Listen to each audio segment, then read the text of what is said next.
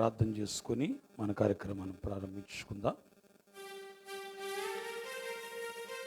మహాపరిశుద్ధుడును మహాగణుడైన మా తండ్రి, నీ ఘననామానికి వందనములు స్తోత్రములు చెల్లిస్తూ ఈ శ్రేష్టమైన ప్రాముఖ్యమైన సమయములో మరొకసారి 40 దినముల యొక్క సెలవును ధ్యానిస్తూ చివరి పరిశుద్ధ వారములో ప్రారంభించుచుండగా మీరు జయోత్సవముతో ఎలాగైతే ప్రభా గార్ధబాసినుడై యెరూషలేములో శ్రమల మీద మరణం మీద శిలువపై జయం పొందుట కొరకు మానవుణ్ణి సంపూర్ణంగా పాప విమోచన చేసి నిత్యరాజ్యమునకు శిలువను ఒక మార్గముగా సిద్ధపరచుట కొరకు ఈ లోకములో ఉన్న క్షయమైన స్థితి నుండి అక్షయతను ధరించుకొని మేఘమెక్కుట కొరకు నాయనా, నీవు మా కొరకు పడిన ఈ ప్రయాసని ఇద్దరు జ్ఞాపకం చేసుకొని ఈ ప్రత్యేకమైన పండుగ దినమున మేము కూడుకొని ఆరాధిస్తుండగా మీరు పరలోక పరిశుద్ధులు మాతో ఉండి నీవు పొందిన జయమే ఎల్లవారికి జయమని మా దైవజనులు రాసినట్లు అట్టి జయధ్వనులు మేము కూడా పలికి నీ జయములో పాల్గొనే భాగ్యమును ఈ రాకడకు మమ్మల్ని అందరినీ కూడా ఇట్టి జయకీర్తనతో ఎగిరి వెళ్ళే ధన్యత అందించమని యేసు నామములో జయశీలుడైన యేసు నామములు మిక్కిలి బ్రతిలాడి వేడుకొనుచున్నాము తండ్రి. కూర్చుందాం, క్షమించండి, ఆరాధనలోకి వెళ్దాం. స్తుతులు గణ సంస్తుతులు నీకే మదిలో నా తండ్రి, స్తుతులు గణ సంస్తుతులు నీకే మదిలో నా తండ్రి, ప్రతి విషయ ప్రార్థన సమయంబున ప్రతి విషయ ప్రార్థన సమయంబున కృతజ్ఞత స్తోత్రము తండ్రి, కృతజ్ఞత స్తోత్రము తండ్రి, స్తుతులు గణ సంస్తుతులు నీకే మదిలో నా తండ్రి, ప్రసవ వేదన ప్రార్థన చేయు వాలిము తండ్రి, నిసుపైన విజ్ఞాపన ప్రార్థన నిసుపైన విజ్ఞాపన ప్రార్థన నేర్పు ప్రసాదించుము తండ్రి, నేర్పు ప్రసాదించుము తండ్రి, స్తుతులు గణ సంస్తుతులు నీకే మదిలో నా తండ్రి, ఆ స్థితి నెరవేరూప ఎంతము నా తండ్రి, దుస్థితి పోవుట భాగ్యములన్నిట దుస్థితి పోవుట భాగ్యములన్నిట దొడ్డ భాగ్యమే నా తండ్రి, దొడ్డ భాగ్యమే నా తండ్రి, స్తుతులు గణ సంస్తుతులు నీకే మదిలో నా తండ్రి. తండ్రి యొక్కయు కుమారుని యొక్కయు పరిశుద్ధాత్మక నామములో కృపా సమాధానములు ప్రభు గార్ధబాసినుడు యెరూషలేము ప్రవేశించే జయోత్సవ యొక్క దీవెనలు దేవుడు మనలకు అనుగ్రహించును గాక. రండి ఉత్సాహించి పాడుదము, రక్షణ దుర్గము మన ప్రభువే, రండి కృతజ్ఞత స్తోత్రముతో రాజు సన్నిధి కేగుదము, సత్ప్రభు నామము కీర్తనల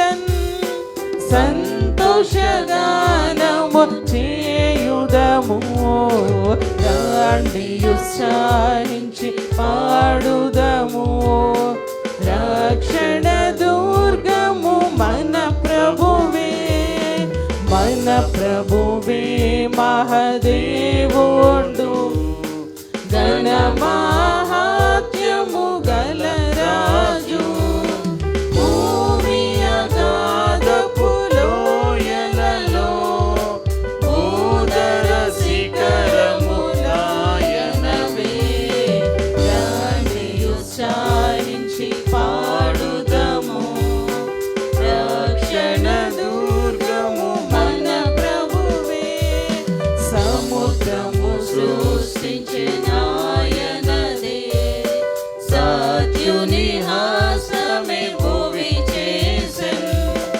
ఆయన దైవము పాలితుల మనమాయన మేపిడి గొర్రెలము. రండి ఉత్సాహించి పాడుదము.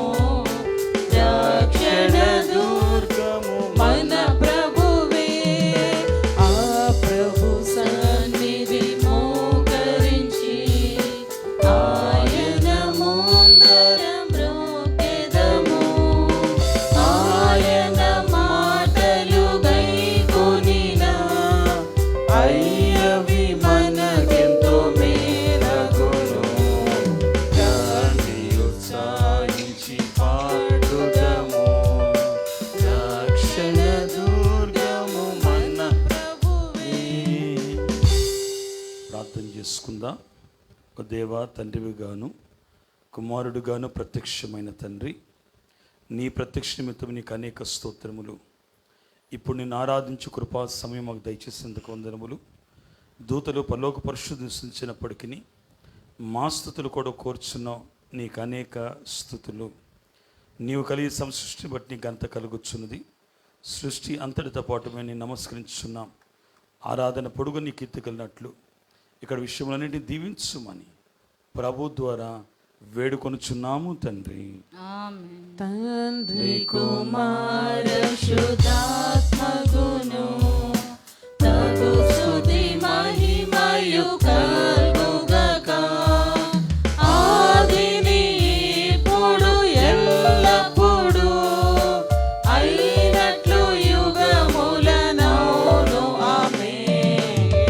రండి ఉత్సాహించి పాడుదము. రక్షణ దుర్గము మన ప్రభువే. ప్రియులారా, ప్రభునందు ప్రియులారా, మన అతి పరిశుద్ధ దేవుని సన్నిధికి వచ్చినప్పుడు పూర్తిగా సర్వాధారంలో ప్రవేశింపక పూర్వము మన పాప స్థితిని ఒప్పుకొని క్షమాపణ పొందుట మనకెంతో మేలు. మనం పాపం లేని వారు చెప్పుకునేలా మనలో సత్యం ఉండదు. మన పాపలు మనం ఒప్పుకునేలా ఆయన నమ్మదగిన వాడును నీతిమంతుడు కనుక ఆయన మన పాపను క్షమించి సమస్త దుర్నీతిని మనల్ని పవిత్రులుగా చేయను. మనం పాపం చేయలేదని చెప్పుకునేలా ఆయన అబద్ధకులుగా చేయవద్దాము. ఆయన వాక్యం మనలో నుండదు. తన అతిక్రమలకు పరిహారం పొందినవాడు, తన పాపనకు ప్రాయశ్చిత్త పొందినవాడు ధన్యుడు. యెహోవా చేత నిర్దోషి ఎంచబడినవాడు, ఆత్మలో కపటము లేనివాడు ధన్యుడు. పలువిధ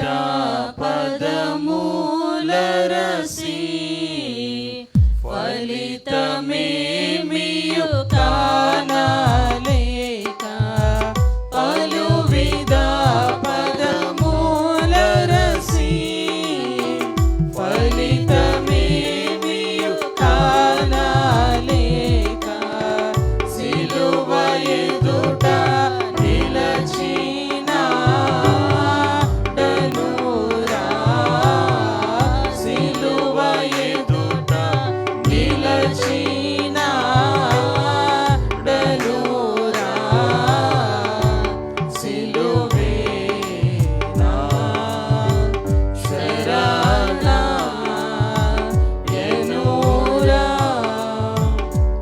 మన పాపములను ఒప్పుకుందాం. నాతో చెప్పండి. పరిశుద్ధుడవైన ఓ దేవా, మేము మా జనం బట్టియు నైజమును బట్టియు పాపులమై ఉన్నాం. తలంపును బట్టియు చూపును బట్టియు పాపులమై ఉన్నాం. వినుటను బట్టియు మాటను బట్టియు పాపులమై ఉన్నాం. ప్రవర్తన బట్టియు క్రియలను బట్టియు పాపులమై ఉన్నాం. నీ కృపను పొందుటకు మేము అయోగ్యులము. మమ్ములను క్షమించుమని నీ కుమారుని పరిముఖముగా వేడుకొనుచున్నాము. ఆమేన్. శరణు యేసు శరణు శరణు శరణు శరణు నా ప్రభువా. శరణు యేసు శరణు శరణు శరణు శరణు నా ప్రభువా. దురిత దూరుడ నీదరిచే ప్రీతిరా. దురిత దూరుడ నీదరిచే ప్రీతిరా. సిలువే నా శరణ యనురా. ప్రియులారా, తండ్రి తన అపరిమితమైన ప్రేమను బట్టి విశ్వాసులందరి అన్ని పాపను క్షమిస్తున్నాడు. శిక్షిష్టకు ఇష్టపడు, మన పాపను జ్ఞాపకం చేసుకున్నాడు. అట్టి తండ్రి నిత్యము స్తుతించుదము. నాతో చెప్పండి. ఓ తండ్రి, నీవు పరిశుద్ధుడవై ఉన్నందున పాపులను అసంచవలసింది కానీ అట్లు చేయక చేరదీసి క్షమించున్నావు గనుక నీకు అనేక వందనములు. తండ్రికిని కుమారునికిని పరిశుద్ధాత్మకును ఆదియందు ఇప్పుడును ఎల్లప్పుడును యుగాయుగములందు ఉండునట్లు మహిమ మహిమ మహామహిమ కలుగునుగాక. ఆమేన్. కూర్చుందాం. దేవ సంస్తుతి చేయవే మనసా.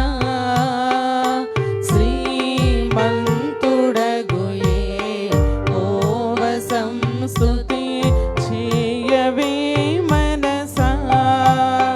దేవ సంస్తుతి చేయు మన జీవమాయే హోవా దేవుని పావనాన మమ్మును తీంపుమా. నాయంతరంగములో వసించు నో సమస్తమా. పామరులమని ప్రాత్యపకార ప్రతిఫలంబుల్ పంపలేదు. భూమి కన్నా నాకసంబున్నా.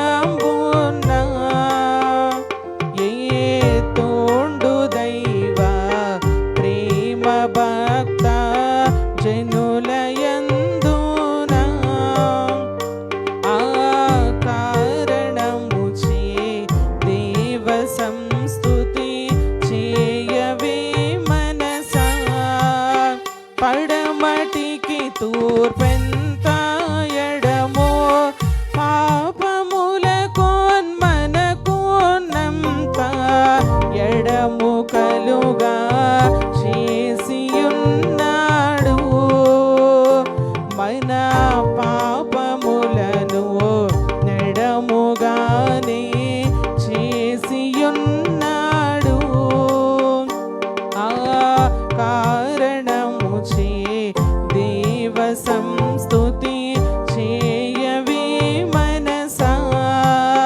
కొడుకులపై తండ్రి జాలి పడు విధముగా భక్తి పరుల ఎడల జాలి పడును దేవుండు.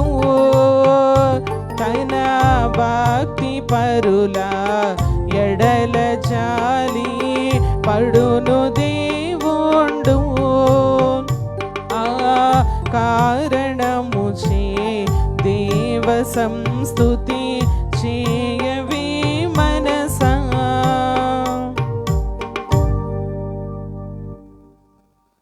వాక్యం చదువుకుందాం. పరిశుద్ధ గ్రంథముల నుండి ఈ ప్రత్యేక పండుగ దినమున ఏర్పాటు చేయబడిన వాక్య భాగములు పాత నిబంధన గ్రంథము జకరయ గ్రంథము 9వ అధ్యాయము. జకరయ గ్రంథము 9వ అధ్యాయము 9 నుండి 12వ వచనం వరకు చదువుకుందాం. జకరయ 9 నుండి 12వ వచనం వరకు చదువుకుందాం. సియోను నివాసులారా, బహుగా సంతోషించుడి. యెరూషలేము నివాసులారా ఉల్లాసముగా ఉండడి. నీ రాజు నీతిపరుడును రక్షణ గలవాడును దీనుడనై గాడిదను గాడిద పిల్లను ఎక్కి నీ వద్దకు వచ్చుచున్నాడు. ఎఫ్రాయిములో రథములుండకుండా నేను చేసేదను, యెరూషలేములో గుర్రములు లేకుండా చేసేదను, యుద్ధపు విల్లు లేకుండా పోవును. నీ రాజు సమాధాన వార్త అన్యజనులకు తెలియజేయును. సముద్రం నుండి సముద్రం వరకు, యూఫ్రటీస్ నది మొదలుకొని బూదిగాంతముల వరకు అతడు ఏలును. మరియు నీవు చేసిన నిబంధన రక్తమును బట్టి తాము పడిన నీరు లేని గోతిలో నుండి చెరపట్టబడిన నీ వారిని నేను విడిపించెదను. బంధకములలో పడియుండియు నిరీక్షణ గలవారలారా, మీ కోటను మరలా ప్రవేశించుడి. రెండంతులుగా మీకు మేలు చేసేదనని నేడు నేను మీకు తెలియజేయుచున్నాను. ఆమేన్. యెహోవా స్రష్ట జనక నీకు నెంతయు ప్రణుతి మహోన్నతుండ దివ్యుడగన మహిమ సంస్తుతి శుభాకర శుధాకర విశుద్ధ వందనం. కుమారుడింతనింతనించుకుని సువార్తల వాక్య భాగము మత్తయి సువార్త 21వ అధ్యాయం. మత్తయి సువార్త 21 5వ వచనం నుండి 17వ వచనం వరకు చదువుకుందాం. ఇదిగో నీ రాజు సాత్వికుడై గాడిదను భారవాహక పశువు పిల్లలైన చిన్న గాడిదను ఎక్కి నీ యొద్దకు వచ్చుచున్నాడని సియోను కుమారితో చెప్పుడి అనునది. శిష్యులు వెళ్ళి యేసు తమకు ఆజ్ఞాపించిన ప్రకారము చేసి ఆ గాడిదను దాని పిల్లను తోలుకొని వచ్చి వాటి మీద తమ బట్టలు వేయగా ఆయన బట్టల మీద కూర్చుండెను. జనసమూహములోనూ అనేకులు తమ బట్టలు దారి పొడుగునా పరిచిరి. కొందరు చెట్ల కొమ్మలు నరికి దారి పొడుగునా పరిచిరి. జనసమూహములో ఆయనకు ముందు వెలుచుండిన వారును వెనుక వచ్చుచుండిన వారును దావీదు కుమారునికి జయము, ప్రభు పేరట వచ్చువాడు స్తుతింపబడును గాక, సర్వోన్నతమైన స్థలంలో జయము అని కేకలు వేయిచుండిరి. ఆయన యెరూషలేములోనికి వచ్చినప్పుడు పట్టణమంతయు ఈయన ఎవరో అని కలవరపడెను. జనసమూహము ఈయన గలిలయలోని నజరేతు వాడగు ప్రవర్తయని యేసు అని చెప్పిరి. యేసు దేవాలయంలో ప్రవేశించి క్రయ విక్రయములు చేయువారినందరినీ వెళ్ళగొట్టి రోకలు మార్చువారి బల్లలను గువ్వలమ్ము వారి పీఠములను పడద్రోసి నా మందిరము ప్రార్థనా మందిరం అనబడును అని వ్రాయబడి ఉన్నది. అయితే మీరు దానిని దొంగల గుహగా చేసిడి వారినిన్ను. గుడ్డివారును కుంటివారును దేవాలయములో ఆయన యొద్దకు రాగా ఆయన వారిని స్వస్థపరిచెను. కాగా ప్రధాన యాజకులను శాస్త్రులను ఆయన చేసిన వింతలను దావీదు కుమారునికి జయము అని దేవాలయంలో కేకలు వేయుచున్న చిన్నపిల్లలను చూచి కోపంతో మండిపడి వీరు చెప్పుచున్నది వినుచున్నావా అని ఆయన అడిగిరి. అందుకు యేసు, వినుచున్నాను.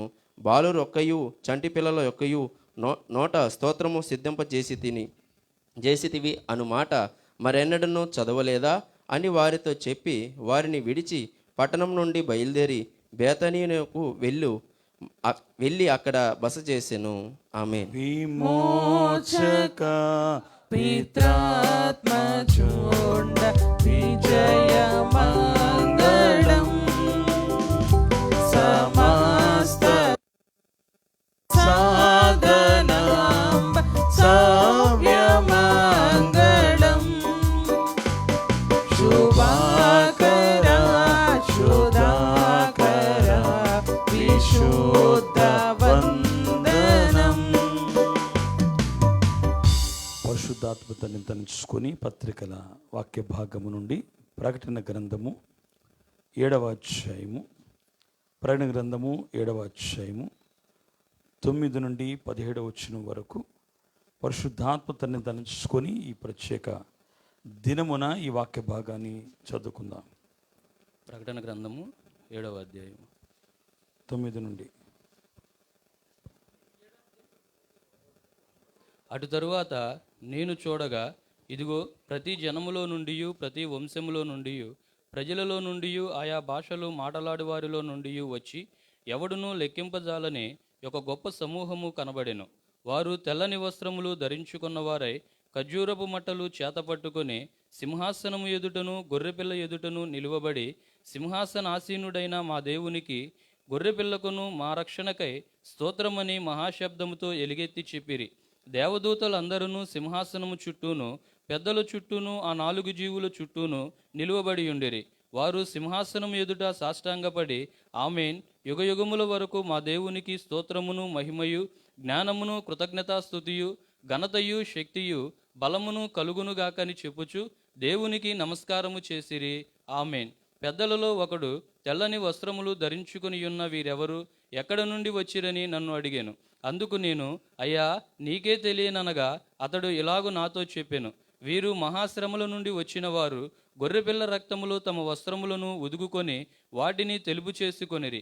అందువలన వారు దేవుని సింహాసనం ఎదుట ఉండి రాత్రింబగళ్ళు ఆయన ఆలయములో ఆయనను సేవించుచున్నారు.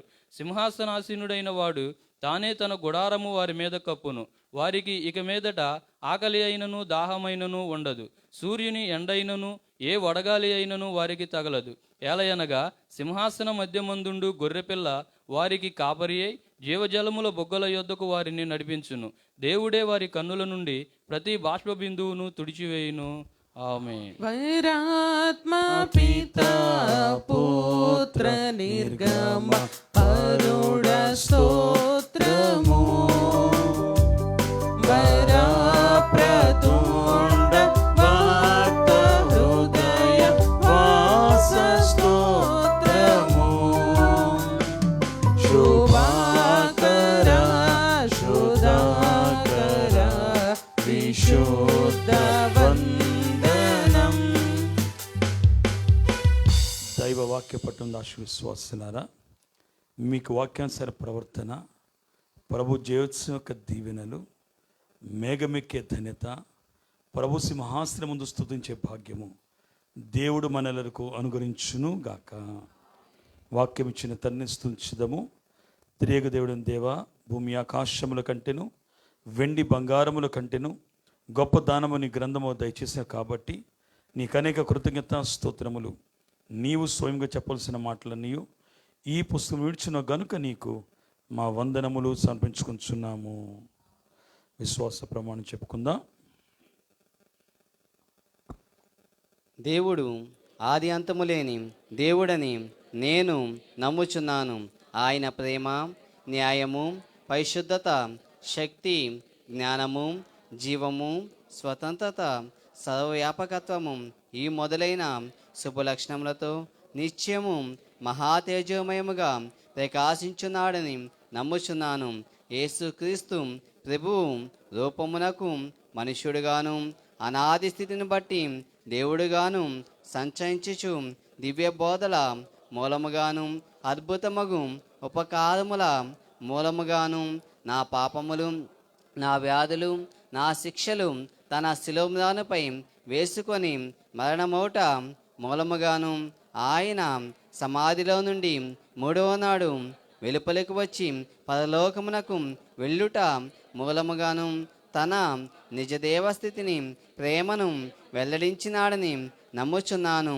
ఇప్పుడు అందరి నిమిత్తమై విజ్ఞాపన ప్రార్థన చేయుచున్నాడనియు ఆయన 2వ మారు సంఘమును కొనిపోవుటకు మేఘాసీనుడై వచ్చుననియు మిగిలిన వారికి 7 ఏండ్ల శ్రమ కలుగుననియు తరువాత అంత్యక్రీస్తునకును క్రీస్తునకును జరుగు యుద్ధములో అంత్యక్రీస్తు అబద్ధ ప్రవక్త నరకములో వేయబడుదనియు సాతాను పాతాళములో 1000 ఏండ్లు బంధింపబడిననియు ఆ తరువాత ప్రభు భూమి మీద 1000 ఏండ్లు పరిపాలన చేయుననియు తరువాత ఆయన సజీవులకును మృతులకును తీర్పు తీర్చుననియు నమ్ముచున్నాను. క్రీస్తు ప్రభు పాతాళంలోని సాతానును విడిపింపగా అతడు భూమి మీదకి వచ్చి గోగు మాగోగు అనే పేర్లు గల సైన్యములను ఏర్పరచుకున్ననియు అతడు దేవునితో యుద్ధము చేసి ఓడిపోవుననియు క్రీస్తు అతనిని నరకములో పడవేయననియు నమ్ముచున్నాను. అటు తరువాత ఆయన అందరికును తీర్పు విధించుననియు అవిశ్వాసులను నరకములోనికి పంపివేయననియు నమ్ముచున్నాను. తుదకు భూమి మీదనున్న పరిశుద్ధులందరూ ఏక సంగముగా నుండుట వలన భూమి పరలోకములో ఒక భాగమగుననియు క్రీస్తు ప్రభు పరలోకములోను భూలోకములోను ఉండుననియు నమ్ముచున్నాను. నేను పరిశుద్ధాత్మను నమ్ముచున్నాను. ఈయన తండ్రితోనూ కుమారునితోనూ ఏకదేవుడుగానే యుండి పని చేయుచున్నాడనియు ఈయన ఆవేశం వలననే దైవ గ్రంథము రాతలోనికి వచ్చినదనియు ఈయన వెలిగింపును బట్టి ఆ గ్రంథము అర్థమగుననియు తండ్రి ఉద్దేశించిన రక్షణ అనగా కుమారుడు తన అమూల్యమైన రక్తము వలన గడించి పెట్టిన రక్షణ పరిశుద్ధాత్మే విశ్వాసికి అందించుననియు నమ్ముచున్నాను. తండ్రి కుమారులతో పాటు ఈయన కూడా సమానముగా ఆరాధన నొందదగు దేవుడనియు నమ్ముచున్నాను. పరిశుద్ధుల సహవాసమును పునరుద్ధానమును నిత్య జీవమును గలవని నమ్ముచున్నాను. ఆమేన్. అందరం కూర్చున్నామండి.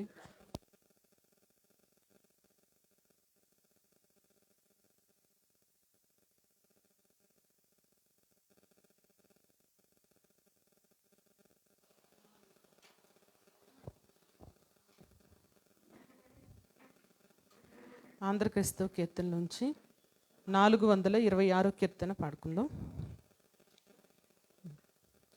నా రక్షకుని వెంబడింతునన్నిటిని ఘోరమైన కొండలైన జంకొందను సురక్షితంబుగాను నేను వెళ్ళుదును పరమ కిరీటమందు వరకు యేసు నేను ఎన్నడెన్నడూను ఆశతో నన్నిటన్ వెంబడింతును బాసురంబో ప్రభు వెంట కన్నుల్ మూసికొని ఎక్కడిని వెళ్ళుదు నా యేసు తోడ వెళ్ళుచుండు నెల్లడు ప్రయాసమైన లోయలైన భయపడను దయలు చూపు యేసు నన్ను వెంబడించును భయమేల భువనంబులో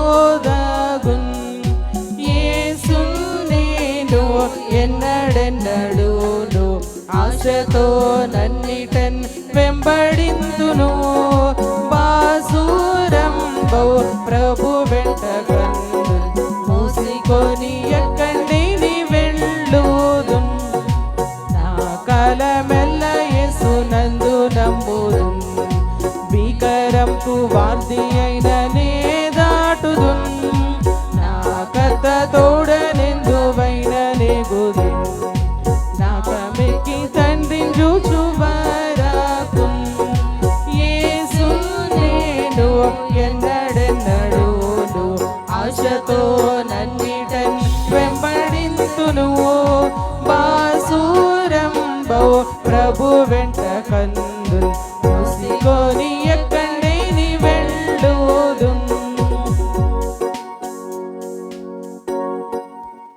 వందనములు నీకు శుభవందనములు నీకు వందనములు నీకు శుభవందనములు నీకు ఆనందముతో కూడిన నా హృదయ వందనములు నీకు ఆనందముతో కూడిన నా హృదయ వందనములు నీకు దైవాత్మారము నా తనువున వ్రాలుము దైవాత్మారము నా తనువున వ్రాలుము నా జీవమంతయు నీతో నిండ చేరి వసింపుము నా జీవమంతయు నీతో నిండ చేరి వసింపుము. వాక్యం చదువుకుందాం.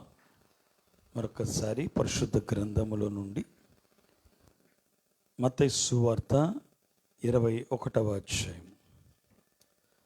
మత్తయి సువార్త 21వ అధ్యాయము 9వ వచనం మాత్రం చదువుకుందాం. జన సమూహములలో ఆయనకు ముందు వెళ్ళుచుండిన వారును వెనుక వచ్చుచుండిన వారును, దావీదు కుమారునికి జయము, ప్రభు పేరట వచ్చువాడు స్తుతించబడుగాక, సర్వోన్నతమైన స్థలములలో జయము అని కేకలు వేయుచుండిరి. చాలు. చిన్న ప్రార్థన.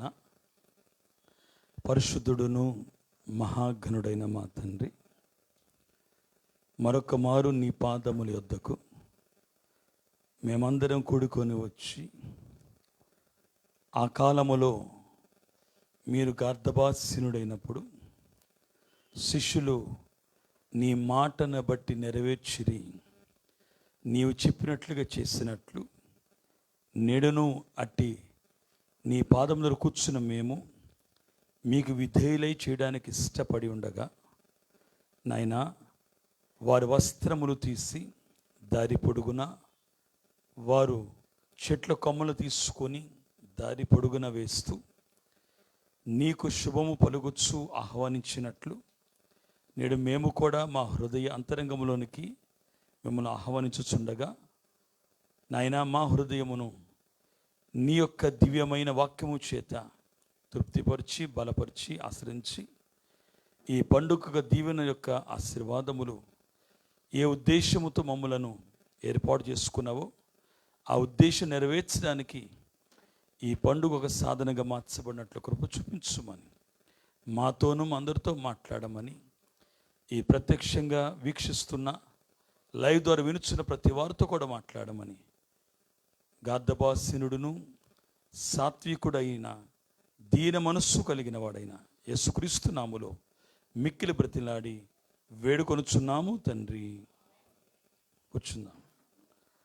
ప్రియమైన దేవుని పిల్లలారా, దేవుని మహాకృపను బట్టి మరొక్కసారి ఆయన పాద సన్నిధికి ఈ జ్యోత్సవ పండుగ దినమున ఏకమించిన మీ ఎల్లరికును, వీక్షిస్తున్న లైవ్ ద్వారా వీక్షిస్తున్న వారికి నా ప్రత్యేక శుభములు తెలియజేస్తున్నాను. మట్లాది యొక్క దీవెనలు దేవుడు మీకు అనుగ్రహించును గాక. మరి దేవుని వాక్యాన్ని జాగ్రత్తగా వినాలి అని మీకు మనవి చేస్తున్నాను. ఈ దినము చాలా ప్రత్యేకమైన దినము. పరిశుద్ధ వారములో ప్రథమ దినముగా ఎంచుకొని నేటి దినము నుండి వచ్చే ఆదివారం అనగా పునరుద్ధాన దినము వరకు ఈ వారపు దినములను మనం పరిశుద్ధ వారంగా ఎంచుకొని ఒక్కొక్క దినము ఒక్కొక్క ప్రత్యేకమైన సంగతిని ప్రభు మన కొరకు అందించిన అంశములను జ్ఞాపకం చేసుకొని ఆ అంశాన్ని బట్టి దేవుని మహింపరుస్తూ అందులో మనం నేర్చుకోవాల్సిన విధానాన్ని జ్ఞాపకం చేసుకొని వాక్యానుసార ప్రవర్తన చేత సిలువకు సమీపమైన మనము తండ్రి అంతరంగములకు సమీపమై భూలోకము నుండి పరలోకానికి సిలువ మార్గం ద్వారా ఆయన సింహాసనం చేరడానికి సిద్ధపడదాం. ఈరోజు మట్టల ఆదివారము అని ఈ పండుగకు పేరు. ఎందుకు మట్టల ఆదివారము అని పేరు అంటే, ఆ కాలములో ప్రభును ఆహ్వానిస్తున్న కాలములో యెరూషలేము ప్రభు అడుగు పెడుతున్నప్పుడు వారు దారి పొడుగున మట్టలను పెట్టి లేకపోతే చెట్లు కొమ్మలను పెట్టి చేతిలో ఖర్జూరపు మట్టలు పట్టుకొని దావీదు కుమారుడికి జయము అని పలికారు గనుక ఆ సందర్భాన్ని జ్ఞాపకం చేసుకోవడానికి ఇది మట్టలు పట్టుకొని స్తుతించిన పండుగగా ఈ దినమున ఈ మాట జ్ఞాపకం చేసుకుంటున్నాం. రెండవది, దీని అయ్యగారు బట్టల ఆదివారము అని కూడా అన్నాను. ఎందుకంటే వారి వస్త్రాలు తీసి దారి పొడుగున పరిచినట్లు, గార్ధబు మీద శిష్యులు వారి పై వస్త్రాలు తీసి వేసినప్పుడు ప్రభు దాని మీద కూర్చున్నట్లు వారు గౌరవించడానికి ప్రభు కొరకు వారి వస్త్రములు, పై వస్త్రములు తీసి, యూదులు 2 వస్త్రములు ఉంటాయి, పైది గౌరవార్థమై వేసుకునే వస్త్రము, ప్రభు పాదాల దగ్గర ప్రభును గౌరవించినట్టు పెట్టినట్లు ఈ దినము కూడా ప్రభును గౌరవించే పండుగగా, బట్టల పండుగ అని దైవజనులు జ్ఞాపకం చేశారు.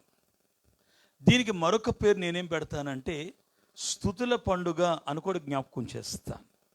ఎందుకు స్తుతుల పండుగ అని జ్ఞాపకం చేస్తున్నానంటే ఈ యొక్క ప్రత్యేకమైన చరిత్రలో, ఈ ప్రత్యేకమైన సంఘటన, ఈ ప్రత్యేక అనుభవం బైబిల్ గ్రంథములో చాలా విలువైన సంగతులు కనపడతాయి. ఈ సందర్భంలో మనం చూస్తే 3 భాగములుగా మనం ఎంచుకోవచ్చు. ఆ 3 భాగములలో ప్రత్యేక అనుభవం కనపడుతుంది. ఉదాహరణకి యేసు ప్రభు గార్ధబాసీనుడై యెరూషలేములో ప్రవేశించక ముందు ఆయనకున్న అనుభవం ఈ యొక్క ప్రత్యేక దినమును మనం చూడవచ్చు. అలాగే యేసు ప్రభు గార్ధబాసీనుడైన తర్వాత యెరూషలేములో ఆయన ప్రయాణం చేసేటప్పుడు, అయితే యెరూషలేములో అడుగు పెట్టడానికి ఆయన ఊరిలోకి వెళ్ళేటప్పుడు జనులు ఆయన్ని జనసమూహములు వెంబడించి స్తుతించిన అనుభవాలు జ్ఞాపకం చేసుకోవచ్చు. రెండవదిగా, మూడవదిగా ఆయన అడుగు పెట్టిన తర్వాత జరిగిన సంభవాలు. ఈ 3 అనుభవాలు మనకి ఈ పండుగ దినమున ప్రతి సంఘములో కూడా జ్ఞాపకం చేసుకుంటూ వస్తారు. ఈరోజు నేను యెరూషలేముకు వెళ్ళకముందు లేకపోతే గార్ధబాసీనుడు కాకముందు ఉన్న సందర్భం గురించి నేను మాట్లాడట్లేదు, కానీ 2 మాటలు జ్ఞాపకం చేస్తాను. చూడండి, ప్రభు ఒలివ చెట్ల కొండ దగ్గరికి వచ్చాడు అని మత్తయి రాశారు. ఆయన వచ్చినప్పుడు అక్కడ దగ్గరున్న సమీప గ్రామం ఏమనుందంటే అది బేత్పగే అని రాయబడింది. అప్పుడు ప్రభు 2 శిష్యులను పిలిచి ఆ గ్రామానికి వెళ్ళండి, అక్కడ ఒక గాడిద పిల్ల కట్టబడి ఉంటుంది. ఆ గాడిద పిల్లను తోలుకొని రాగలిగితే ఇంక మీదట ఎప్పుడు కూడా ఎన్నడూ కూర్చొని వాడిని, అయితే ఎన్నడూ ఆ గాడిదను ఎవరు కూర్చోలేదు అలాంటి గాడిదను నా ఎదుగు తీసుకురండి. మీరు తోలుకొని వచ్చినప్పుడు ఎవరైనా ఇది ఎవరి కొరకు, ఇది ఏం పని చేస్తున్నారు అని అడిగితే ఇది ప్రభునికి కావాలి అని మీరు చెప్పండి అన్నప్పుడు వారు తోలి పెడతాడన్నప్పుడు నిజంగానే ప్రభు ఒక ప్రవచన రూపంగా ఈ మాట మాట్లాడినప్పుడు వారు వెళ్ళడం జరిగింది. గాడిద విప్పుచున్నప్పుడు కొంతమంది ప్రశ్నించడం జరిగింది, ఎందుకు ఈ పని చేస్తున్నారు అంటే ఇది ప్రభునికి కావాలి అన్నప్పుడు వారు తోలి పెట్టినట్లుగా వారే తీసుకెళ్ళండి అని ఎదురు వారి కొరకు స్వాగతం పలికినట్లుగా కనపడుతుంది. ఈ మాట జాగ్రత్త గమనిస్తే చరిత్రల గ్రంథములో ఒక అంశము దీని గురించి రాయబడిన మాట ఏంటంటే ఆ గాడిద ఓనర్ గారు లేకపోతే యజమానుడు ఎవరు అంటే యేసు ప్రభు యొక్క శిష్యులలో, అంటే 12 మంది శిష్యులు కాదు కానీ ఆయన సువార్త కొరకు ఏర్పాటు చేసిన 70 మంది శిష్యులలో వీళ్ళు కూడా ఒకరు అనే మాట జ్ఞాపకం చేయొచ్చు. ఎందుకు ఆ మాట అంటే యేసు ప్రభు ఆ కాలంలో లాజరు లేపిన తర్వాత గమనించండి, ప్రభు యొక్క పేరు ఆ యొక్క గ్రామాలన్నీ విస్తరించి ఆయన పేరు ఘనపరచబడింది. అనేకులు బేతనీకి వచ్చారు ఆ కాలములో లాజరు కుటుంబాన్ని పరామర్శించడానికి. మార్తా మరియలను తన సహోదరుడు చనిపోయాడని వార్త విని వారు పరామర్శించడానికి వచ్చినప్పుడు గమనించండి, యేసు ఈ అద్భుతం చేసిన తర్వాత లాజరు చనిపోయి 4 దినాలు సమాధి చేయబడిన తర్వాత ప్రభు అక్కడ అడుగుపెట్టి లాజరు తిరిగి మరలా జీవంలోకి నడిపించిన తర్వాత ఈ అద్భుతాన్ని మోసుకొని అనేక మంది తిరిగి యెరూషలేము వెళ్ళేటప్పుడు ఆ మాట ఊరూరంతా ప్రకటించారు. కాబట్టి ఈ వార్త విన్నప్పుడు గమనించండి, అనేకులు అక్కడ ప్రభు కొరకు ఏది చేయడానికైనా సిద్ధపడిపోయారు. అలాంటి వార్త మోసుకెళ్ళిన శిష్యులు గమనించండి, వారి గార్ధం ఇవ్వడానికి వెనకాడలేదు. కాబట్టి ప్రభు ఆ యొక్క గార్ధం వారు తోలిపెట్టినప్పుడు శిష్యులు వారి వస్త్రాలు పైన వేసినప్పుడు ప్రభు కూర్చొని తన ప్రయాణం ప్రారంభించారు.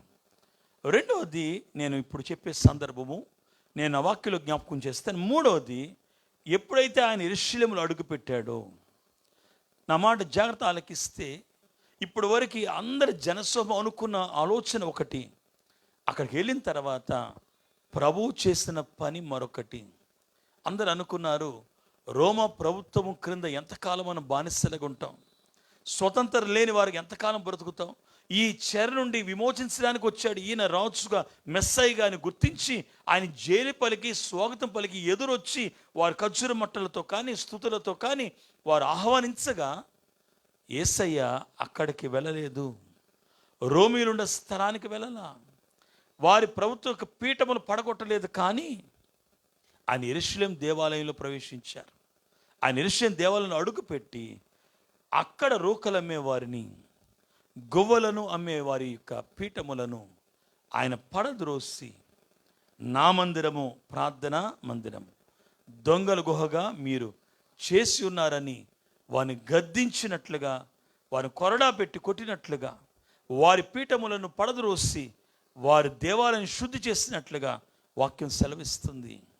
నా మాట మీరు జాగ్రత్త ఆలకిస్తే అప్పటి వరకు కేకలు పెట్టిన వారు, అప్పటి వరకు స్తుతించిన వారు ఆ మరుసటి దినములలోనే కొన్ని గంటలలోనే వారు మాట ఎలా మారిందంటే, ప్రభువుకు స్తుతి కలుగును గాక, దావీదు కుమారుడు జయమని పలికిన వారే ప్రభువును సిలువేయండి సిలువేయండి అని కేకలు పెట్టడానికి కారణమైంది. ఈ రెండు అంశాలు కూడా ఈ దినమున జ్ఞాపకం చేసుకుంటూ వస్తాం. ఒకటి గార్ధవం గురించి కానీ, లేదా దేవాలయం గురించి కానీ. కానీ ఈరోజు ఈ సందర్భం అంతటిలో అతి ప్రాముఖ్యమైన సంఘటన ఏదైనా ఉంది అంటే అది జనసమూహములు చేసిన స్తుతులు.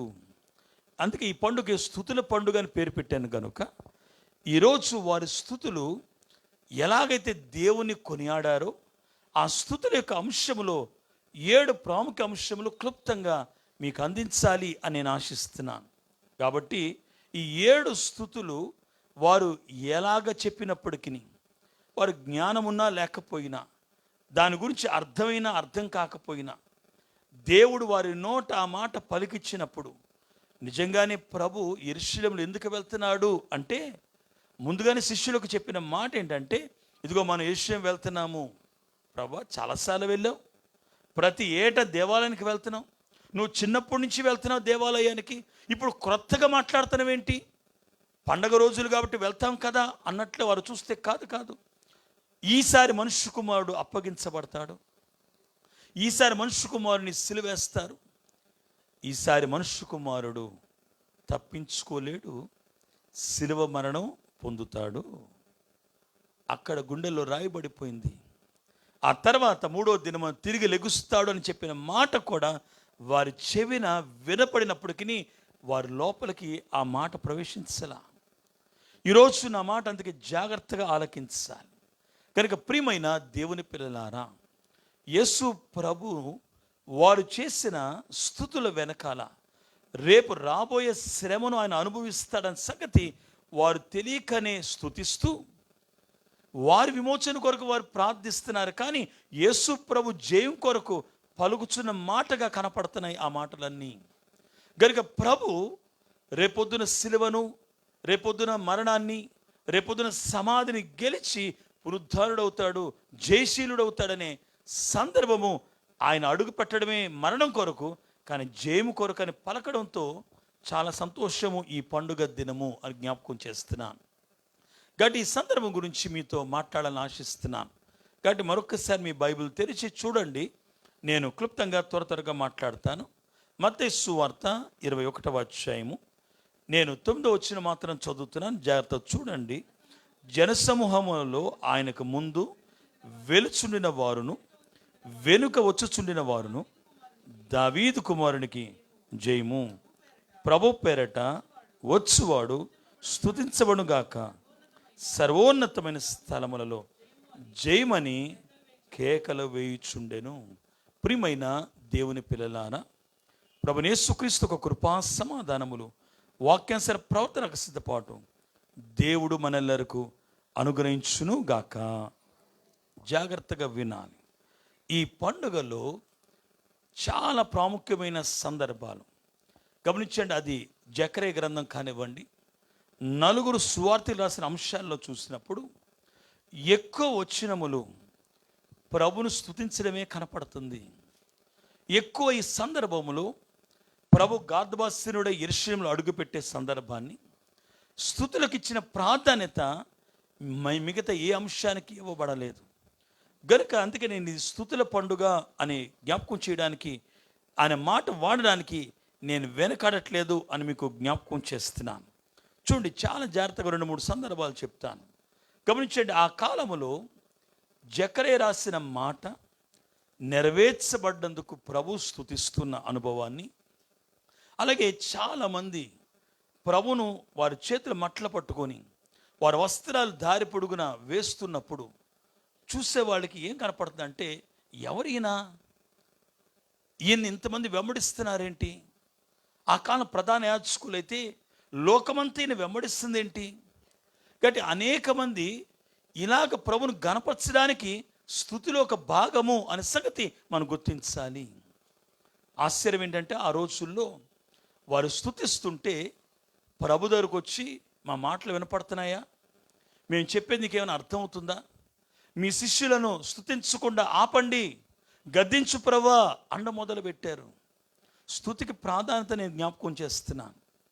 ప్రభు అన్నారు, ఒకవేళ వారు స్తుతించకపోతే ఏంటంట, ఈ రాళ్ళు స్తుతిస్తాయి. వాళ్ళు ఏం మాట్లాడలే. ఇంకా దేవాలయంకి వెళ్ళిన తర్వాత ప్రభు, చిన్నపిల్లలు కేకలు పెడుతున్నారంట దావీదు కుమారుడికి. వాళ్ళు కోపం వచ్చి మండిపడెను అని రాయబడింది. వాళ్ళ మీద పడ్డారంట. ఎరా, బుద్ధి ఉందా లేదా? ఏంటి ఆ కేకలు? అద్భుతాలు చేస్తే ఇప్పుడు స్తుతించాలా అని కేకలు పెడుతుంటే ప్రభు అన్నారు, మీరు చదవలేదా? మీ ధర్మశాస్త్రం తెలియదా? మీరు గ్రంథమును మీరు వీక్షించలేదా? మీరు చూసిన గ్రంథమే కదా బాలుర యొక్కయు చంటి పిల్లల యొక్కయు నోట స్తుతులు స్తోత్రములు కాబట్టి వినిపించబడాలనే సంగతి మీకు తెలియదా? అదే కదా నెరవేర్చబడుతుంది. అంటే ప్రతి స్థలములో స్తుతి యొక్క అనుభవం చాలా ప్రాముఖ్యంగా కనపడుతుంది. కానీ ఈ స్తుతులలో మీరు జాగ్రత్త గమనిస్తే 7 ప్రాముఖ్యమైన అనుభవాలు మీరు చెప్తాను. చాలా క్లుప్తంగా మాట్లాడతాను. చూడండి, ఈరోజు మత్తయి సువార్త 21:9 మనం చూస్తే గమనించండి, 9వ వచనములో వారి ప్రారంభించినప్పుడు వారి స్తుతి ఏమని పలుకుతుందంటే, దావీదు కుమారునికి జయము. ఈ మాట వెనకాల మనం తెలుసుకోవాల్సిన ప్రాముఖ్యమైన అంశం ఏమని ఉంది అంటే, ప్రియమైన దేవుని పిల్లలారా, దావీదు కుమారుడు అంటే యేసుక్రీస్తును నరునిగా తలంచుకొని, దావీదుకు వంశంలో వచ్చిన వాడుగా తలంచుకొని ప్రభుకు జయము పలకడం కనపడుతుంది. కాబట్టి నరునిగా దేవుని స్తుతించడం ప్రారంభించారు. నా మాట జాగ్రత్త మీరు ఆలకించాలి. దేవుణ్ణి నరుడిగా ఈ లోకానికి వచ్చిన దేవుణ్ణి నరుడిగా వారిని స్తుతిస్తూ, దావీదు కుమారుడా నీకు జయము అని పలకడం ప్రారంభించారు. నా మాట మీరు జాగ్రత్త ఆలకిస్తే ఒక సందర్భాన్ని జ్ఞాపకం చేస్తాను మీకు అర్థం కావడానికి. క్రీస్తు పూర్వము దాదాపు 2000 సంవత్సరాల కాలము చూస్తే, అబ్రహాము నుండి యేసు ప్రభు నరుడికి ఈ లోకానికి వచ్చిన కాలం వరకు, ఈ కాలములో మనకి ప్రాముఖ్యమైన కొన్ని సందర్భాలు చెప్తూ వస్తాను. సుమారు 2000 సంవత్సరాలు పైబడితే అబ్రహాము అనే పితామహుడు మనకు కనపడతారు. సుమారు 1500 సంవత్సరాల క్రితం వెళ్తే క్రీస్తు పూర్వము మనకి ఆ కాలములో ఉన్న గొప్ప ప్రవక్తగా పిలువబడిన, ధర్మశాస్త్రమును మరి దేవుని చేత అందుకున్న గొప్ప దైవజనుడు పిలువబడిన మోషే కనపడతాడు. అలాగే ఒక 1000 సంవత్సరాల క్రితం క్రీస్తు పూర్వం వెళ్తే, అంటే వెనక్కి వస్తున్నాను నేను, మనకి ఇశ్రాయేల్ దేశాన్ని బంగారు స్వర్ణ యుగముగా పరిపాలించిన దావీదు మనకు కనపడుతున్నాడు. 500 సంవత్సరాల క్రితం వెళ్తే క్రీస్తు పూర్వం యెషయా అనే గొప్ప ప్రవక్త ఆ కాలానికి ప్రముఖుడుగా కనపడుతున్నాడు. ఈ 4 సందర్భాలు ఎందుకు జ్ఞాపకం చేస్తూ వచ్చానంటే, గమనించండి, ఈ 4 ఇశ్రాయేలు జీవితంలో చాలా ప్రాముఖ్యమైన సందర్భాలు. కాబట్టి అబ్రహాము వారి పితామహుడుగా ఎంచుకొని, ఆ కాలములో ఇశ్రాయేలు యొక్క నాయకత్వము పితామహుల మీద నడిపించబడింది. కాబట్టి పితామహులు నడిపించిన కాలములో వారు గమనించండి, వారి యొక్క నియమ నిబంధనల ప్రకారం నడుస్తూ వచ్చారు. ఈ దేవుని ఏర్పాటు జనాంగము అనే సంగతి మనం జ్ఞాపకం చేసుకోవాలి. ఆ కాలములో మనకి అబ్రహాం మొదలుకొని యోసేపు వరకు, అంటే అబ్రహాం మొదలుకొని అబ్రహాం కుమారుడు ఇస్సాకు, ఇస్సాకు కుమారుడు యాకోబు, యాకోబు కుమారుడు యోసేపు వరకు గమనించండి, పితామహుల యొక్క కాలములో ఇశ్రాయేలు పరిపాలన ముందు కొనసాగింది, లేదా ఏర్పాటు జనాంగం యొక్క పరిపాలన జరిగిందని జ్ఞాపకం చేస్తా. అంటే పితామహుల క్రింద వారు పని చేయబడ్డారు, వారి లీడర్షిప్ కింద వారు ఉన్నారు. ఆ తర్వాత రాజులు పరిపాలించారు. గమనించండి, క్షమించండి, ఆ తర్వాత ప్రవక్తలు పరిపాలించారు. మోషే అనే ప్రవక్త మొదలుకొని గమనించండి, అనేక మంది ప్రవక్తలు ఇశ్రాయేలును నడిపించుకుంటూ వచ్చారు. ఆ తర్వాత గమనించండి, దావీదు ముందు సౌలు నుండి దావీదు సొలొమోను వరకు మనం చూసినట్లయితే సిద్దికయ్య వరకు సౌలు నుండి రాజులు పరిపాలించుకుంటూ వచ్చారు. ఆ తర్వాత యాజకులు పరిపాలించారు. యెషయాతో మనం ముఖ్యంగా జ్ఞాపకం చేసుకోవచ్చు. కనుక ఈ పరిపాలన క్రింద వారు వెళ్ళేటప్పుడు గమనించండి, 2000 సంవత్సరాల క్రితం నుండి ప్రభు వచ్చేవారి కాలంలో మధ్యలో వారి స్వర్ణ యుగం ఏ కాలంలో వచ్చిందంటే కేవలం దావీదు పరిపాలన కాలంలోనే. అందుకే మన పద్య గ్రంథాలన్నీ బైబిల్లో ఆ కాలం రాయబడినాయి. సామెతలు కానీ, పరమగీతం కానీ, మన ప్రసంగి కానీ, కీర్తన గ్రంథంలో కానీ ఈ కాలం రావడం కారణం ఏంటంటే, ఒకడు పాటలు పాడుతున్నాడంటే, పద్యాలు రాస్తున్నాడంటే, కల్చర్ డెవలప్ అయింది అంటే, నాగరికత వృద్ధిలోకి వచ్చింది అంటే ఆ రాజ్యము ఎంత సుఖ సంతోషం ఉందని అర్థమైపోద్ది. ఏ కాలంలో వచ్చినాయి అంటే దావీదు కాలంలోనే. కాబట్టి పితామహుల కాలం నుండి దావీదు కాలం వరకు పైకి ఉన్నతమైన స్థితికి వెళ్ళి దావీదు నుండి మళ్ళా దిగడం ప్రారంభించింది. కాబట్టి ఇశ్రాయేల్ అందరూ కూడా వారి ప్రార్థన ఎలాగుంటుందంటే, వారు వెనక తిరిగి దావీదును చూస్తూ, తండ్రి దావీదు కుమారుని పంపించు దేవా, దావీదు లాంటి వ్యక్తి మాకు కావాలి అని, అలాంటి పరిపాలన మాకు ఇవ్వండి అని వారు ప్రేమతో ప్రభును ప్రార్థిస్తూ ఉంటారు యూదులు.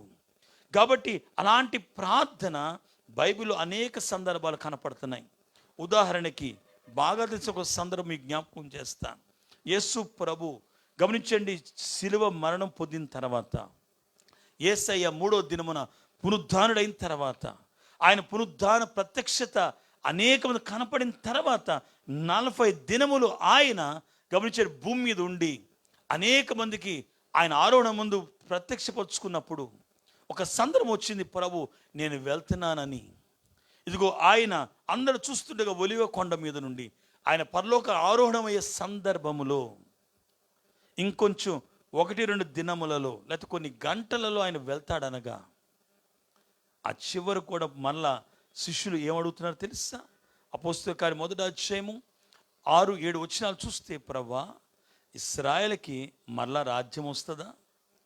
మళ్ళా ఈ దేశం వస్తుందా? ఎప్పుడు ఇస్తారు? తిరిగి మళ్ళీ మాకు స్వతంత్రం ఎప్పుడు కలుగుద్ది? ఎప్పుడు మేము ఈ బానిసత్వం నుంచి విడుదల కలుగుతాం? ఈ రోమీల యొక్క పరిపాలన క్రింద ఎంతకాలం మేము ఉండాలి? వారి యొక్క ఆశ ఏంటంటే, అంత ప్రభు శిలువ మరణ పునరుద్ధానం అయిపోయినప్పటికి కూడా ఇశ్రాయేలు రాజ్యము, దావీదు రాజ్యం ఎప్పుడు వస్తుంది అనే ఆలోచన వారు కనపడుతుంది. కాబట్టి ప్రియమైన దేవుని పిల్లలు, అందుకే ఇక్కడ ఏమని వారు స్తుతిస్తున్నారంటే, వారి మనస్సులో ఏముంది కదా. ఈరోజు నేర్చుకోవాల్సిన అంశం ఏంటంటే, మన దైవజనులు చెప్పిన ఒక మాట జ్ఞాపకం చేస్తాను. ప్రార్థన కంటే స్తుతి గొప్పది అని చెప్పారు. కాబట్టి ప్రార్థన కన్నా స్తుతి ఘనమైనది.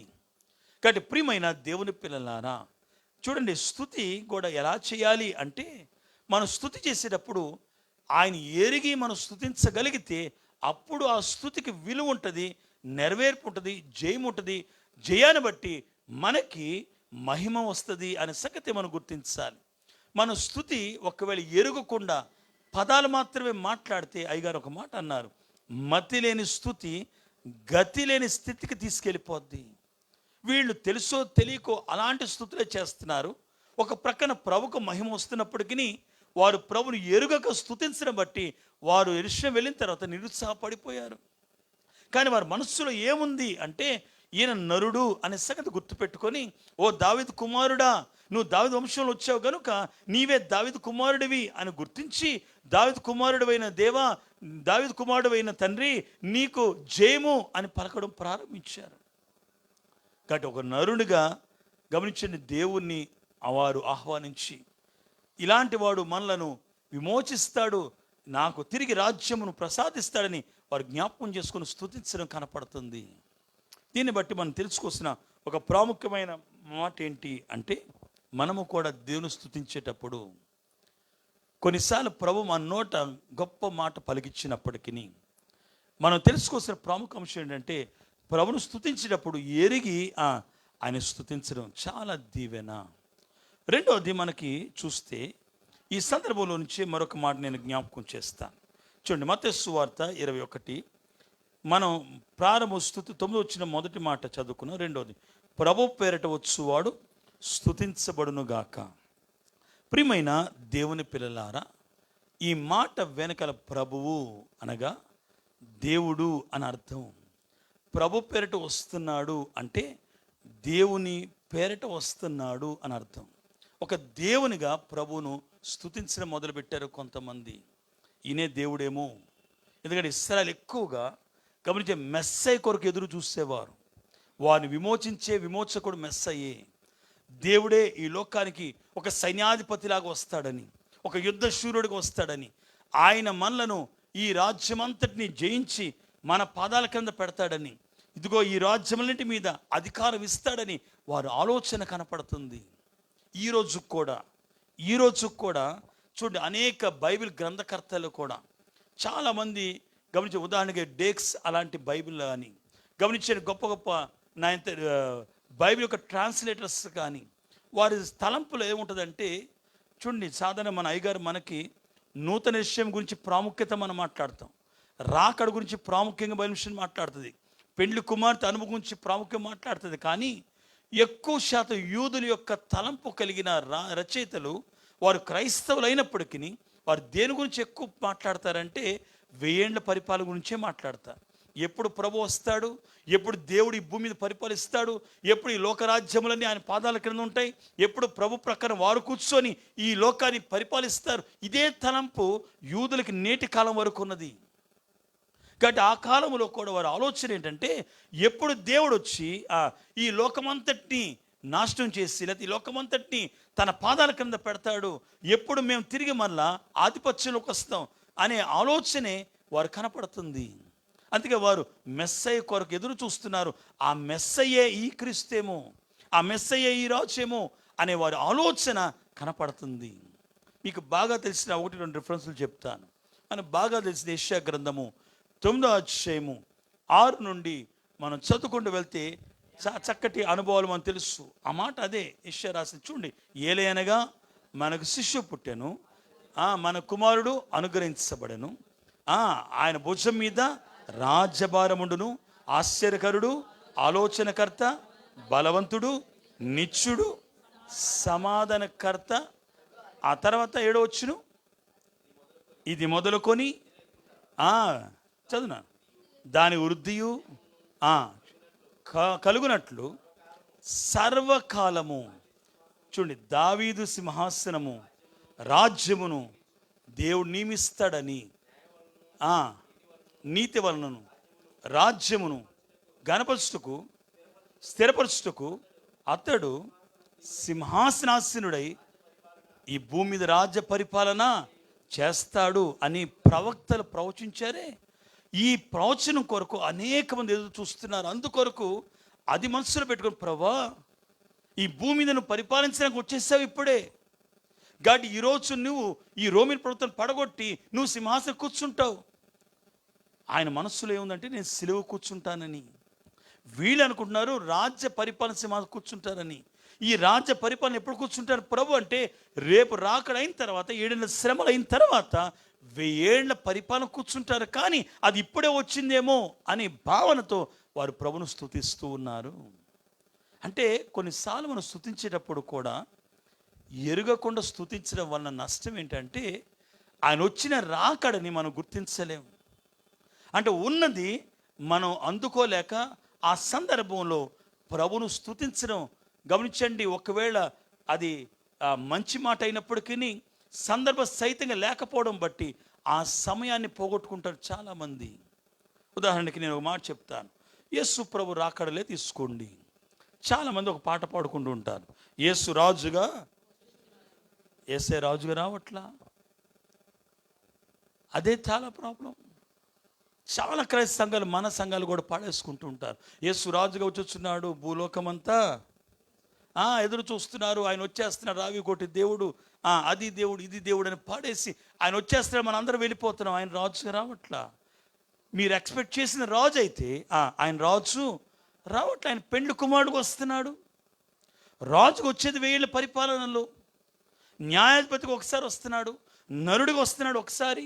గమనించండి, ఆయన వచ్చే విధానం తెలుసుకుంటే ఆ సందర్భానికి సిద్ధపడగలిగితే తప్ప చాలాసార్లు అలా పొరపాటు చేయడం బట్టి, ఆ సందర్భానికి ఆయన వచ్చిన రీతికి మనం సిద్ధపడకపోవడం బట్టి అనేక సందర్భంలో ఆయన కలవలేక విడవబడతామనే సంగతి గుర్తించండి. కాబట్టి ప్రియమైన దేవుని పిల్లలారా, ఇలా స్తుతిస్తున్న సంగతి మనం వారి యొక్క స్తుతులలో చూడొచ్చు. త్వరగా వస్తాను. మూడవది గమనించండి, వారు ఏమని ప్రార్థిస్తున్నారు. ఇప్పుడు నేను చెప్పిన మాట జ్ఞాపకం చేసుకుందాం. గమనించండి, మరొక సందర్భం నుంచి నేను మాట్లాడతాను, కానీ తీయొద్దులే. కానీ మనకి 4 సువార్తికులు రాశారు. మరొకటి వారి స్తుతుల్లో నేను గమనించింది ఏంటి అంటే, దేవుని రాజ్యము కొరకు వారు స్తుతిస్తున్నారు. దాన్ని చెప్పినట్లు నిజమే, దేవుని రాజ్యం కొరకు చూస్తున్నారు. కానీ అది ఎక్కడ నెరవేరుతుంది? దాన్ని చెప్పినట్లు 1000 ఏళ్ల పరిపాలన నెరవేరుతుంది, ఇప్పుడు నెరవేరదు. కాబట్టి ఈ అంశాన్ని వారు గుర్తించి మనం కూడా గుర్తించాలి అనే సంగతి మనం జ్ఞాపకం చేసుకోవాలి. మరొక స్తుతి వారిలో కనపడేది ఏంటంటే, వారు మీరు చూడండి, ప్రతి మాట తర్వాత జయము జయము అనే మాట కనపడుతుంది. దావీదు కుమారుడికి జయము. ఫుట్నోట్లో హోసన్నా అనే మాట కనపడుతుంది. జయము అని స్తుతించడం వారి ఉద్దేశం ఏంటి కదా?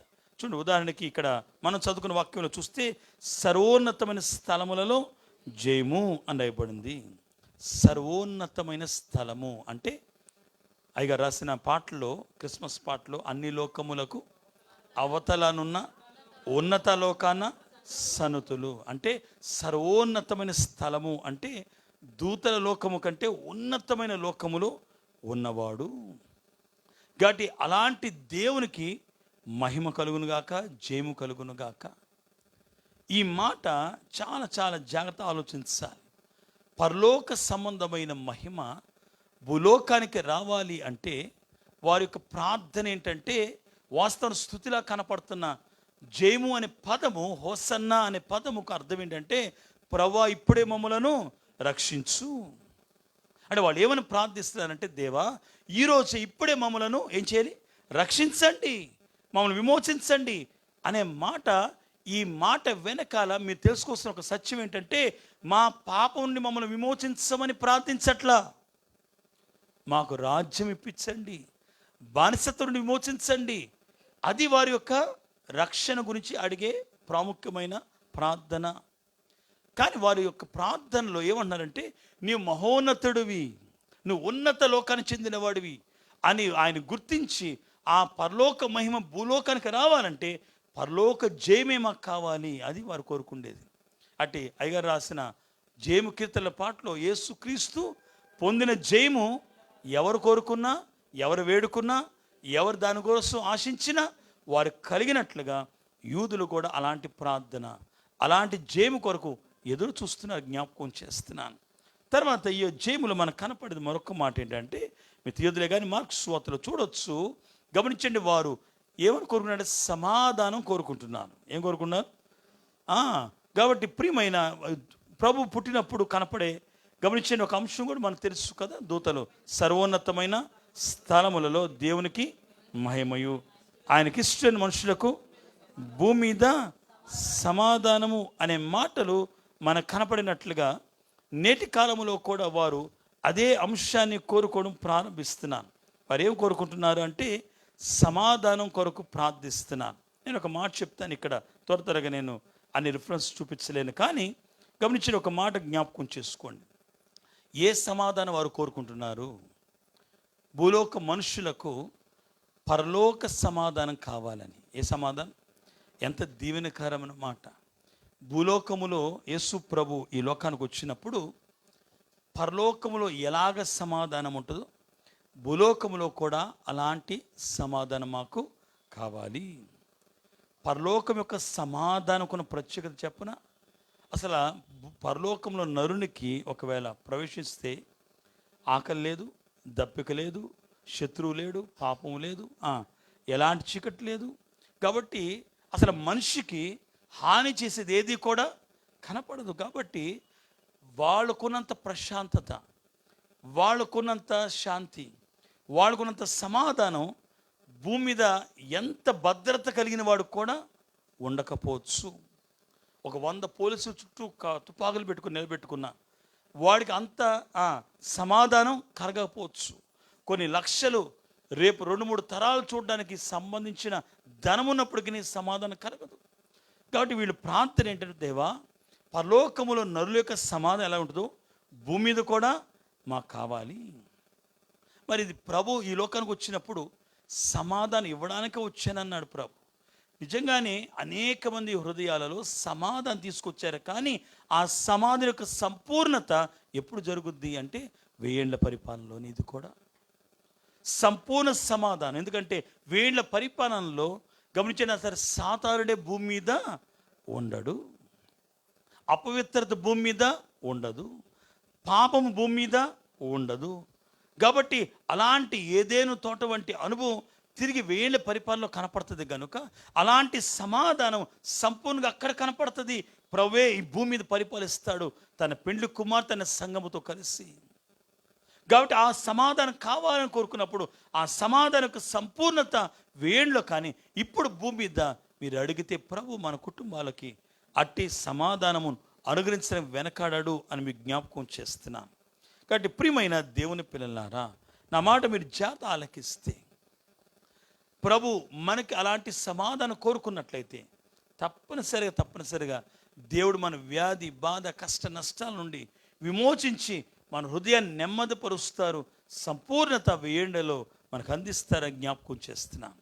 చివరిగా ప్రభువును వారు కోరుకుంది ఏంటంటే సర్వోన్నతమైన స్థలం దేవునికి మహిమ అనే మాట ఎలా వస్తుంది? సంఘానికి మహిమ రావాలంటే కదా ప్రభు ఎఫెసీ పత్రికలో మాట అంటాడు, వాక్యమును ఉదక స్నానములో సంఘము సిద్ధపడాలని. ఆ ఉదక స్నానాన్ని బట్టి సంఘము పరిశుద్ధంగాను నిర్దోషంగా నిష్కలంగా మారాలని. అంత మాత్రమే కాదు, ఆ సంఘము మహిమ కలిగిన సంఘముగా మార్చబడాలి. సంఘం యొక్క మహిమ స్థితి ఎలా వస్తుంది అంటే ప్రార్థించడం బట్టి, గమనించండి, స్తుతించడం బట్టి జయము కలుగుద్ది. ప్రార్థన స్తుతి జయానికి నడిపిస్తాయి. ఎప్పుడైతే మనకు జయం వచ్చిందో నా మాట జాగ్రత్త ఆలకించాలి. ప్రభు మహిమపరచబడతారు, నీకు కూడా సంఘానికి మహిమను సంపాదించుకుంటామని మీకు జ్ఞాపకం చేస్తున్నాను. కాబట్టి స్తుతి వలన జయం కలుగుద్ది, జయం వలన మహిమ వస్తుంది అనే సంగతి మనం గుర్తించాలి.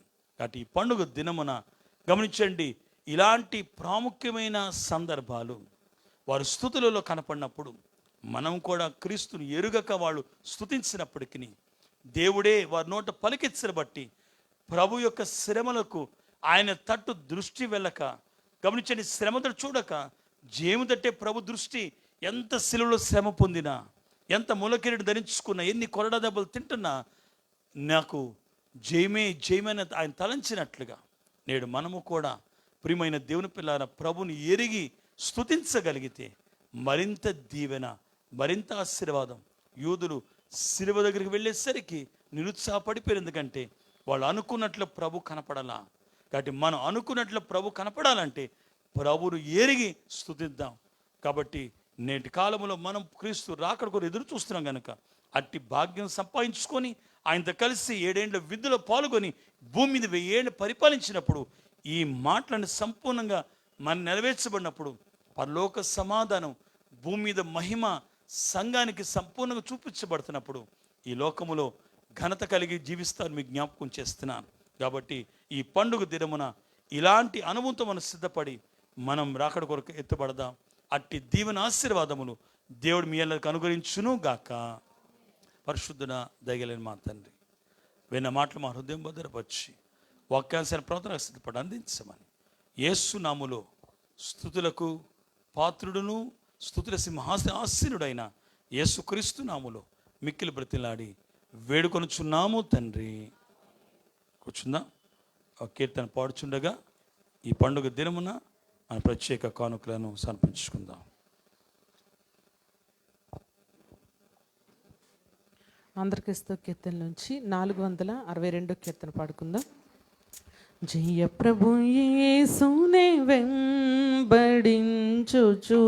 జయముగా నడచెదము, యేసుతో జయముగా వెడలెదము. ప్రియుడగు యేసుని ప్రేమను చవిగొని ప్రియ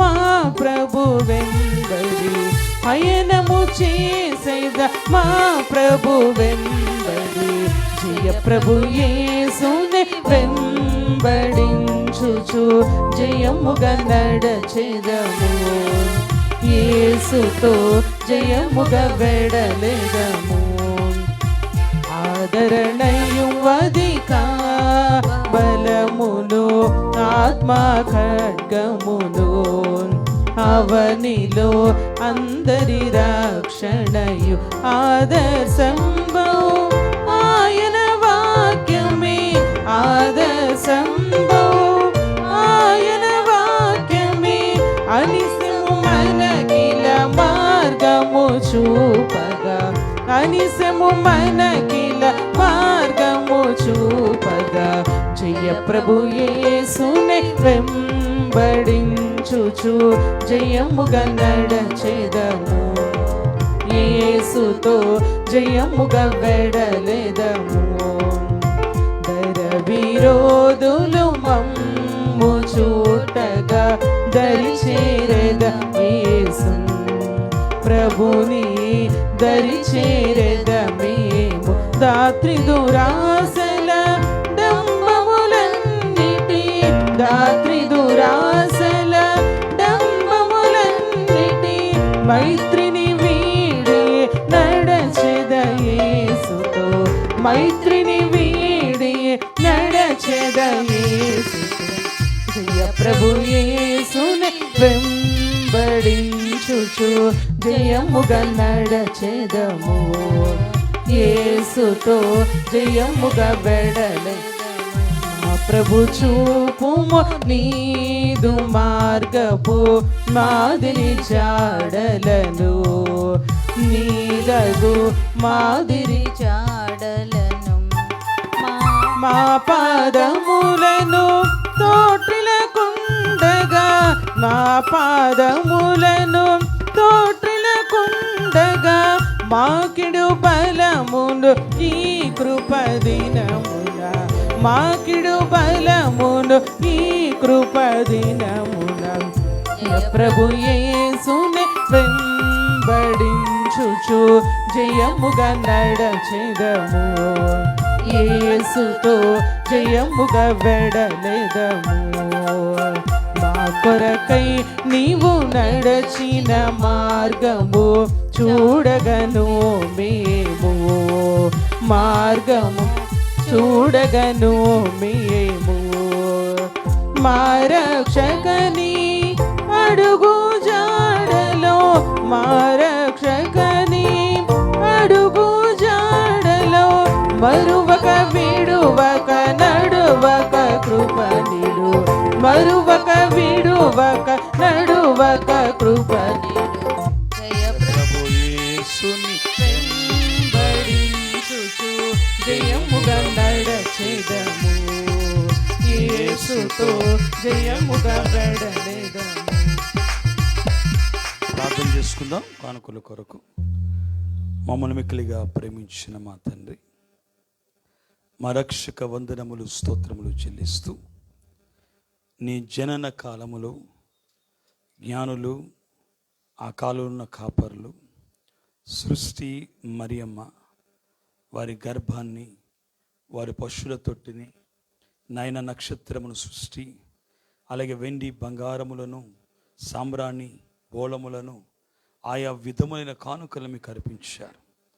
అలాగే నీ జ్యోత్సవ పండుగ దినమున వారి పై వస్త్రములు తీసి నాయన నీ పాదాల దగ్గర వేశారు. ఖర్జూర మట్లు తీసుకొని దారి పొడుగున కానుక ఇచ్చివేసి వారి స్తుతుల యొక్క కానుక మీకు చెల్లించారు.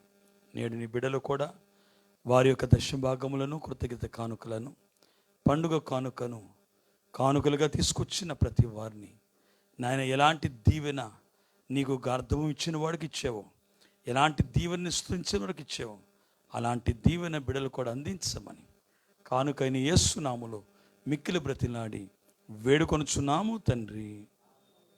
కూర్చున్నాం.